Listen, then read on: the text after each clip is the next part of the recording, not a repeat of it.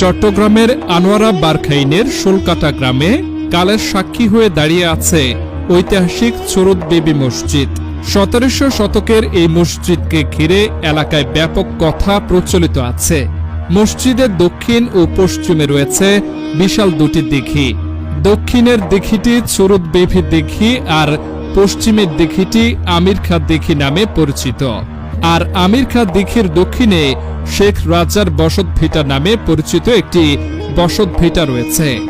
আব্দুল করিম সাহিত্য বিশারদ সংগৃহীত জনশ্রুতিতে জানা যায় 1575 সালে দুর্ভিক্ষ ও মহামারীতে ধ্বংসস্তূপে পরিণত হলে রাজ্যের সেনাপতি শেখ মোহাম্মদ আদম গৌড়ী গৌড় রাজ্য ত্যাগ করে শোলকাটা গ্রামে সপরিবারে বসতি স্থাপন করেন। এ বংশের একজন জমিদার ছিলেন শেখ আমির মোহাম্মদ চৌধুরী। 1051 মৌখিক সনের এক একরার নামা মূলে জানা যায় আমির মোহাম্মদ চৌধুরীর উপর জমিদারির ভার ছিল।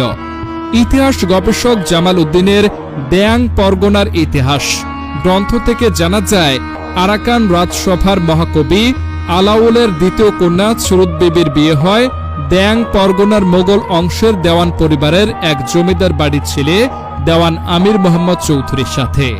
মহাকবি আলাউলের দুই কন্যার মধ্যে চুরুত বিবি ওরফে শকুর বিবি ছিলেন তার দ্বিতীয় কন্যা।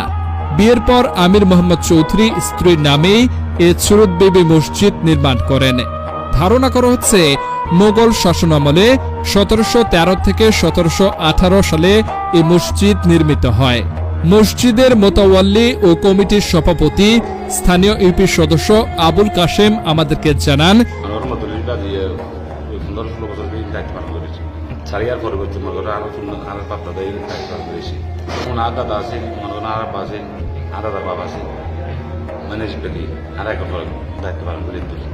ওদের আগ পর্যন্ত চৌধুরী চৌধুরানীর তারা স্বার্থ ভালো আছে বুঝলেন না। আর বুধ আবার নমই নো মানে আবার দিয়ে আর বারো কমেছে দিয়ে মানুষজন এই মানুষজন মসজিদ গাইয়ে মনে করেন আগ দিয়ে হ্যাঁ এটারা দুলবি এত হাবলো এই মনে করেন আরো সুন্দর করে তারা মেহমানদারি করি না নামাজ পড়াই তার ক্যারি তো হাঙ্গাতে দেখতে পারে তাকে ব্যবস্থা করে দিই খানা ব্যবস্থা করে দিই বিছানা ব্যবস্থা করে দিই।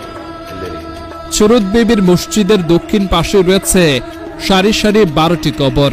ইতিহাস সূত্রে জানা যায় চুরুত বিবির বিবাহের বছর দেড়েক পর ঘর আলো করে আসে দুই ছেলে জাফর খাঁ আর মুজাফর খাঁ। দেওয়ান পরিবার খুবই প্রজাবৎসল শাসক ছিল, তাই এদের সুনাম ছিল দেশব্যাপী, এমনকি দেশ ছাড়িয়ে দিল্লির মসনদ পর্যন্ত।